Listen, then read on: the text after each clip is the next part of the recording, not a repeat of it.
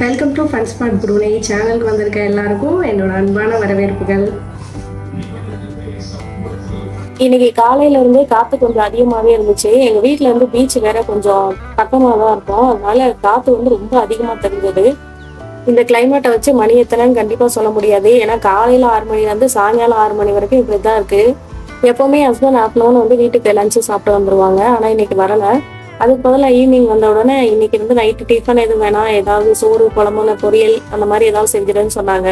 ஏன்னா இன்னைக்கு மதியானம் அவங்க போன இடத்துல பரோட்டா மட்டும்தான் கிடைச்சலாம். அதுவும் இல்லாம இன்னைக்கு எல்லாருமே சோறு சாப்பிடணுன்ற முடிவுல தான் இருந்தோம். ஏன்னா இங்க பூனேல கொஞ்ச நாளாவே பொன்னி அரிசி கிடைக்கலங்க. அரிசி கிடைக்காம எல்லாருமே ரொம்பவே கஷ்டப்பட்டோம்.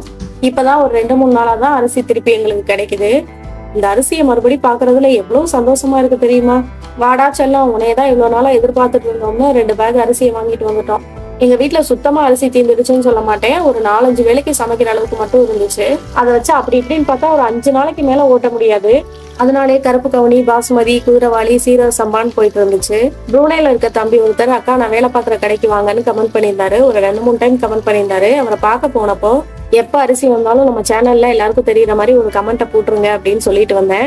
அவரும் அரிசி வந்துருச்சுன்னு சொல்லி கமெண்ட் பண்ணியிருந்தாரு. இப்போ ப்ரூனேல எல்லா இடத்துலயும் அரிசி கிடைக்குது.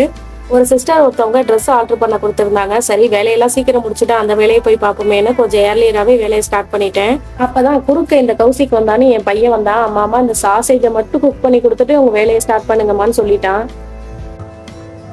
மெதுவா மேல தெரிக்கும், தண்ணி வந்து கொதிச்சுட்டு இருக்கு.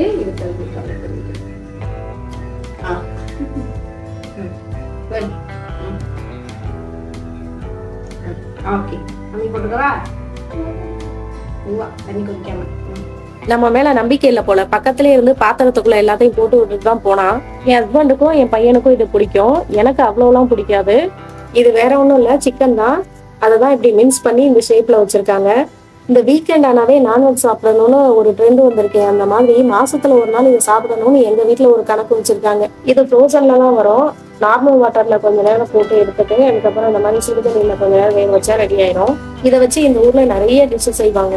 இப்படி ஃப்ரோசன்லாம் சாப்பிட்டு சுத்துறீங்களேன்னு என் ஹஸ்பண்ட கேட்டா, எந்த ஊர்ல இருக்கமோ அந்த ஊருக்காரனாவே அடாப்ட் ஆயிரணும், சாப்பாட்டுக்கு சேர்த்துலன்றாங்க. அது மட்டும் இல்லாம சைனா பக்கம்லாம் போனோம்னா பாம்புல நடு துண்டா எனக்கு தான் வேணும்னு கேட்கணுமா. நீங்களே அதுக்கெல்லாம் அடாப்ட் ஆயிட்டாங்கப்பான்னு நான் கருவாட்டு குழம்பு வச்சு சாப்பிட போறேன்னு சமையலை ஸ்டார்ட் பண்ணிட்டேன். காலையில இந்த பச்சை பயிரை ஹஸ்பண்டுக்கு அவிச்சு கொடுத்துருந்தேன். அதுல கொஞ்சம் மிச்சம் இருந்துச்சு, அதையும் இதுல மிக்ஸ் பண்ணி விடுவோம். எங்க ஊர் ராம்நாட்ல இந்த தட்டைப்பயிறு, மொச்சப்பயிறு, கொண்டக்கடலை இதுல எல்லாம் கருவாடு போட்டு செய்வாங்க. இன்னைக்கு நான் அதுலயே மிக்சிங் போட்டு செய்யறேன். மேப்ல பார்த்தா தெரியும், எங்க ஊர் ராமநாதபுரம் கடல் ஓரமாவே வரும். காலையில மார்க்கெட் பக்கமா போனோம்னா நண்டு காலை ஆட்டிட்டு இருக்கோம். சில விஷயங்கள்லாம் என்னதான் நம்ம கடல் கடந்தே வந்துட்டாலும் மாறுறது இல்லைங்க. அதுல ஒண்ணுதான் இந்த கருவாட்டு குழம்பு. மறுபடியும் குறுக்க இந்த கௌசிக் வந்தா. சாசேஜ் சாப்பிட வீட்டுல சாஸ் தீர்ந்து போயிடுச்சு, அது எனக்கு தெரியும், ஆனா சொல்ல மறந்துட்டேன். சொல்ல மறந்தது நீ தானே, வந்து நீயே வாங்கி கொடுன்னு என்னையும் கூட்டிட்டு வந்துட்டாங்க. இது எங்க வீட்டு பக்கத்துல இருக்க ஒரு மினி மார்ட் தான். எக்ஸாக்டா என் பையனோட ஸ்கூலுக்கு ஆப்போசிட்லயே இருக்கும். எங்க சாசை காணோம், இந்த அண்ணன்ட்டே கேட்போம், அண்ணே அந்த சாசை மட்டும் எடுத்து கொடுத்துருங்கண்ணே, வீட்டுல கருவாடு வெயிட்டிங்ண்ணே. நான் சுத்திட்டு வர்றதை பார்த்துட்டு அப்புறம் அந்த அண்ணனே வந்து இங்கதாப்பா இருக்குன்னு சொல்லிட்டு போனாரு.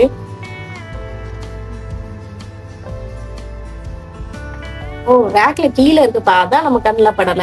எங்க வீட்டுல ஒரு குண்டூசி வாங்குறதா இருந்தாலும் நான் இல்லாம போக மாட்டேன்னு சொல்லிடுவாங்க. அதை பத்தி கேட்டோம்னா நீ இல்லாம நாங்க என்ன வாங்கியிருக்கோம் அப்படின்னு சொல்லி நம்மளை மடக்கிடுவாங்க. உடனே நான் பார்த்துட்டு இருக்க வேலையெல்லாம் விட்டுட்டு இந்த ஒரு வார்த்தைக்காக வந்து கடத்தல சுத்திக்கிட்டு இருக்கேன். எவ்வளவு ட்ரிக்ஸா நம்மகிட்ட வேலை வாங்குறாங்க. இது தெரியாம இப்படி அப்பாவி பிள்ளையா இருக்குமே நம்ம. அங்க பார்த்தா என் பையனோட கண்ணு அங்க இருந்து ஐஸ்கிரீம் மேல ரவுண்டா போயிட்டு இருந்துச்சு. அட வாடா போகணும் அடிச்சு இழுத்துட்டு போயாச்சு. வந்த வேலையா மட்டும்தான் இருக்கணும்னு சாஸ் மட்டும் வாங்கிட்டு வீட்டுக்கு கிளம்பிட்டோம். இன்னுமா இது வந்துட்டு இருக்கு அப்படின்னு கேட்டீங்கன்னா, இல்ல கடைக்கு போகும்போது ஆஃப் பண்ணி வச்சுட்டு போனேன். இப்ப லைட்டா ஒரு பாயில் மட்டும் விட்டேன். இது மட்டும் சொல்லிட்டு வந்தாங்க. இப்ப பார்த்தா எவ்வளவு வேலை ஆகி போச்சு. எனக்கு தைக்கிறதுக்கு வேற துணி இருக்குப்பா, சீக்கிரம் இடத்த காலி பண்ணுங்கன்னு சொல்லிட்டேன். நம்பர் 8 இருக்குல்ல, அதை என் பையன்கிட்ட எழுத சொன்னா, மேல ஒரு முட்டை கீழே ஒரு முட்டைன்னு போட்டு வச்சிருந்தான். அதை ஒழுங்கா எழுத சொல்லி கொடுத்துட்டு இருந்தேன். அவன் வேற நடுவுல வந்து குறைச்சல் கொடுத்துட்டு இருந்தான். இவ்வளவு வேலை பண்ணிட்டு அப்படியே கையோட கட் பண்ணி கொடுத்துட்டேன்னா நல்லா இருக்கும். நமக்கு எவ்வளவு பெரிய உதவி பண்ணிருக்காங்க, இதை கூட நம்ம பண்ணி கொடுக்க மாட்டோமான்னு நானும் கட் பண்ணி கொடுத்தேன்.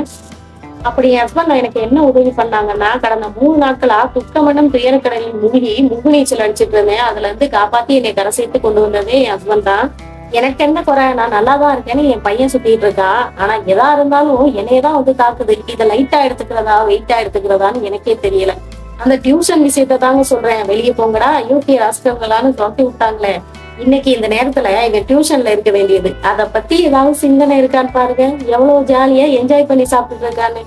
அம்மா தாண்டா கவலையா இருக்கீங்க புறா, நானும் கொஞ்சம் சாப்பிட்டுக்கிறேன். 2 வாரம் தாங்க டியூஷன் போயிருந்தான். நல்ல சேஞ்சஸ் தெரிஞ்சது, நல்லா படிச்சிருந்தான், அழகா லெட்டர்ஸ் எல்லாம் எழுதியிருந்தா. அவங்களும் மெனக்கட்டி அவனுக்கு சொல்லி கொடுத்துருந்தாங்க. என்ன கொஞ்சம் வாழை சுத்திட்டு அமைதியா இருந்திருந்தா நல்லா இருந்திருக்கும். ஆனா இங்க கட்டதுறைதான் கட்டம் சரியில்லையே, எப்படி இருப்பாரு. இவன் படிக்கிறது எழுதுறதெல்லாம் பார்த்து ஆஹா நம்ம பட்ட கஷ்டம் எல்லாம் முடிவுக்கு வரப்போகுது அப்படின்னு நினைக்கலனாலும் ஏதோ அந்த கஷ்டத்துல கொஞ்சம் குறைய போகுதுன்னு நினைச்சு ஆறுதலா இருந்தேன். அது பொறுக்கல. அது மட்டுமா இன்னொரு விஷயம் ஒண்ணு நடந்து போச்சுங்க. ஒருத்தருக்கு உதவி பண்ண போய் நல்லா கெட்ட பேர் வாங்கி கட்டிக்கிட்டேன். உனக்கு இருக்க பிரச்சனையே டிப்பர் லாரி வச்சு அல்லலாம் போல அவ்வளவு இருக்கு. இதுல நீ அடுத்தவங்களுக்கு உதவி பண்ணன்னு கிளம்பி இருக்க. உனக்கு இது தேவையா அப்படின்ற அளவுக்கு ஆகி போச்சுங்க. ஒருத்தருக்கு உதவி பண்றோம்னா எதனால பண்றோம், அதுக்கு ஒரு காரணம்னு ஏதாவது ஒண்ணு இருக்கும். அதை பத்தி அந்த மாதிரி காரணம் ஏதாவது இருக்கான்னு என்கிட்ட கேட்டீங்கன்னா எனக்கு நிறைய பேர்ட்ட இருந்து உதவிகள் கிடைச்சிருக்கு. ரொம்ப சின்ன உதவியா கூட இருக்கலாம், ஆனா டைமுக்கு கிடைச்சிருக்கும். எப்பவுமே உதவி கேட்கிற இடத்துல இருக்கேன், அதாவது வாங்குற இடத்துல இருக்கேன். அதை திருப்பி கொடுப்போமே அப்படின்னு நினைச்சுதான் அந்த விஷயத்த நான் பண்ணேன். ஆனா கடவுள் என்னை வந்து உதவியை எதிர்பார்க்கிற இடத்துலதான் வைக்கணும்னு நினைச்சிட்டாரு போல. இன்னும் திருப்பி கொடுக்க அந்த இடத்துக்கு நான் வரல அப்படிதான் நினைக்கிறேன். என் பையன் விஷயத்துல எனக்கு நிறைய ஸ்ட்ரகிள்ஸ் இருந்தாலும் ஆனா அந்த கரெக்டான டைம்ல எங்க இருந்தாவது எப்படியாவது வந்து சேர்ந்துருங்க. அந்த விஷயம் கரெக்டா நடந்துரும். நல்லதை மட்டும் சொல்றீங்களே, ஒன்லி பாசிட்டிவ்ஸை மட்டும் தான் நீங்க ஃபேஸ் பண்ணீங்களா, நெகட்டிவா நீங்க பார்த்தது இல்லையா அப்படின்லாம் கேட்டீங்களா? பாசிட்டிவ் விட நெகட்டிவ் அதிகமாவே பார்த்திருக்கேன். ஆனா அதெல்லாம் கேர் பண்ணிக்க கூடாதுன்னு முன்னாலே முடிவு எடுத்துட்டேன். இன்னைக்கு நான் குழம்புல சுரக்காய் போட்டு தான் பண்ண போறேன். இதுக்கு முன்னால நாங்க புனே நாட்டோட கேபிட்டல் சிட்டில இருந்தோம். அங்க கூட இந்த மாதிரி நாட்டு காயெல்லாம் கிடைக்காது. ஆனா இங்க வந்ததுக்கு அப்புறம் இங்க நிறைய இந்த மாதிரி காயெல்லாம் கிடைக்குது. புடலங்காய், பீர்க்கங்காய், சுரக்காய் அந்த மாதிரி இங்க நல்லா ஃப்ரெஷ்ஷா பிஞ்சாவே கிடைக்குது. ஆனா அங்கேயும் கிடைக்கும், ஆனா முக்கலா இருக்கும். நம்ம வீடியோவுக்கு நிறைய பாசிட்டிவ் கமெண்ட்ஸா வருதுங்க. பார்க்கவே ரொம்ப சந்தோஷமா இருக்கு. ரொம்ப தேங்க்ஸ் எல்லாருக்கும். எப்ப பார்த்தாலும் ஜாலியா இருக்கீங்க, சந்தோஷமா ஊர் சுத்துறீங்க, உங்களுக்கு எல்லாம் கவலைன்றதே எதுவுமே இருக்காதா அப்படியெல்லாம் யாராவது நினைச்சீங்கன்னா ரொம்ப பின்னாலதான் போவேனா. இப்ப கடைசி 3 நாள் எடுத்துக்கிட்டோம்னா உலகத்துல உள்ள கஷ்டம்லாம் எனக்கே வந்த மாதிரி அவ்வளவு சோகமா இருந்தேன். என்ன அதை திரையில காட்டுறது இல்ல, அவ்வளவுதான். நீ இன்னுமா இங்கேயே இருக்க, இன்னும் எத்தனை நாளைக்குதான் அதே நினைச்சிட்டு இருப்ப, எந்திரிச்சு வேற வேலை இருந்தா பாரு அப்படின்னு சொல்ற மாதிரியே இருந்துச்சு. மலேசியால இருந்து ஒரு சிஸ்டர் அனுப்புன கமெண்ட் ரொம்ப சோகத்தை புளிகிற மாதிரி இருக்கு. போய் தட்டி கொடுத்து 4 வார்த்தை நல்ல விதமா சொல்லிட்டு வருவோம்னு அந்த சிஸ்டர் நினைச்சாங்களோ என்னவோ. அவங்க போட்டிருந்த கமெண்ட் படிச்சதுக்கு அப்புறம் அவ்வளவு ஆறுதலா இருந்தது. எல்லார் வீட்லயும் ஒரு ஆள் இருப்பாங்க, அதுக்கு பெரியவங்க சின்னவங்க அப்படின்ற கணக்கெல்லாம் கிடையாது. ஏன் அவங்க வீட்டுக்கு மூத்தவங்களா இருக்கணும் கூட அவசியம் இருக்காது. ஆனா ஒரு ஆளு எல்லார் ஃபேமிலிலயும் இருப்பாங்க. அப்பா அம்மா அக்கா தங்கச்சி அண்ணன் தம்பின்னு எல்லாருக்கும் அவங்கதான் சேஃப் கார்டா இருப்பாங்க. அந்த ஃபேமிலியில யாருக்கு என்ன பிரச்சனை வந்தாலும் இவங்க தலைதான் முதல்ல ஊறணும். ஆமா யார் நீ, இதுக்கு எனக்கு எந்த சம்மந்தமும் கிடையாது அப்படின்னு சொல்லிட்டு போறதுக்கு 1 நிமிஷம் கூட ஆகாது. ஆனா நான் சொல்றேனே அந்த பர்சன் அப்படியெல்லாம் சொல்ல மாட்டாங்க. அதுக்கு பதிலா வாழ்க்கைன்ற போர்க்களத்துல எல்லாருக்கும் சேர்த்து முன்னால நின்று போராடிட்டு இருப்பாங்க. நல்லா யோசிச்சு பாருங்க, உங்க ஃபேமிலிலயும் ஒருத்தர் அப்படி இருப்பாங்க. யாருக்கு தெரியும், அது நீங்களா கூட இருக்கலாம். எல்லாரோட கஷ்டத்தையும் இவங்க கிட்ட வந்து சொல்லுவாங்க. ஆனா இவங்களுக்கு ஒரு கஷ்டம்னு வரும்போது அவங்க யார்கிட்ட போய் சொல்லுவாங்க? கண்டிப்பா ஃபேமிலியில யாருக்கிட்டையும் சொல்ல மாட்டாங்க. அந்த பொறுப்பான இடத்துல இருக்க அந்த ஆளு அவங்க கஷ்டத்தை அவங்களேதான் ஹேண்டில் பண்ணணும்னு நினைப்பாங்க. பிரச்சனைகளை போய் ஃபேமிலியில சொன்னா இதை ஏன் என்கிட்ட சொல்ற அப்படியெல்லாம் கேட்க மாட்டாங்க. ஏதோ அவங்களால முடிஞ்சதை அவங்க பண்ணதான் செய்வாங்க. ஆனா என் புள்ள இருக்கான், அவன் பாத்துப்பான். எங்க அண்ணன் இருக்கான் எனக்காக, என் தம்பி இருக்கான், அக்கா இருக்காங்க எனக்காக, என்ன வேணா அவங்க பண்ணுவாங்க அப்படின்னு அவங்க எல்லாம் நினைச்சிட்டு இருக்கும்போது நம்மளே போய் புலம்புனா நல்லாவா இருக்கும்? அந்த இடத்துல இருக்கவங்களோட நிலைமையை யோசிச்சு பார்த்ததுல எனக்கு ஒண்ணு தோணுச்சுங்க. மனசை விட்டு புலம்புனா இல்ல மனசுல உள்ளதை வெளியே சொல்லிட்டா பாரம் குறைஞ்சிரும்னு சொல்லுவாங்க. ஆனா அவங்களுக்கு அந்த சான்ஸ் கூட இருக்காது பாருங்க. எல்லாத்தையும் எல்லார்கிட்டயும் சொல்ல முடியாதுதான். ஆனா இந்த மாதிரி ஒரு சில காரணங்களுக்காக துக்கம் தொண்டை அடைச்சாலும் வாய் விட்டு வெளியே சொல்ல முடியாத அளவுக்கு ஒரு சில பேரும் இருக்காங்க. எல்லாரும் வாழ்க்கையில வர்ற மாதிரி என் வாழ்க்கையிலயே அன்னைக்கு ஒரு சோகமான நாள் வந்துச்சு. சோகமா இருந்தா வழக்கமா நல்லா சாப்பிடுவேன். அதனால சிக்கனு, மட்டனு, நண்டு, எறா, சொரான்னு சமைச்சு சாப்பிட்டேன். அப்படியெல்லாம் சொல்ல மாட்டேன். நான் சோகமா இருந்தா பெட்ஷீட் எடுத்து போத்திட்டு தூங்கிடுவேன். நம்ம தூங்கிட்டோம்னா மைண்ட் ஸ்லீப்பிங் மோடுக்கு போயிடும். அந்த பிரச்சனையை பத்தி யோசிக்காது. தற்காலிகமா நம்மளும் அதுல இருந்து தப்பிச்சிடலாம் பாருங்க. எப்படி ஐடியா. இன்னைக்கு கருவாட்டு குழம்புக்கு சைடிஷ் வாழைக்காய் தான் செஞ்சேன். முதல்ல அந்த வாழைக்காயை வந்துட்டு தோலை மட்டும் சீவிட்டு தண்ணியில வேக வச்சு எடுத்துக்கிட்டேன். வெந்த உடனே அதை துருவிக்கலாம், இல்ல கையால கூட மதிச்சு விட்டுக்கலாம். அதுக்கப்புறமா தாளிப்பு போட்டு மஞ்சத்தூள், மிளகாத்தூள், மல்லித்தூள் அதெல்லாம் போட்டு மசாலாவோட பச்சை வாசனை போற வரைக்கும் வெந்த உடனே எடுத்தோம்னா வாழைக்காய் ரெடி ஆயிரும். கருவாடுல ஒரு 3 பீஸ் எடுத்து கிளீன் பண்ணி வச்சிருக்கேன். அன்னைக்கு ஒரு நாள் எல்லாரும் வாழ்க்கையில வர்ற மாதிரி என் வாழ்க்கையிலேயே ஒரு கஷ்டமான நாள் வந்துருச்சு. என்னடா அது பல பக்கமா டிசைனா கஷ்டம் வந்து இப்படி நம்மள பாடா படுத்துதுன்னு நினைச்சுக்கிட்டு கம்பளி இழுத்து போத்திட்டு தூங்க போனேன்.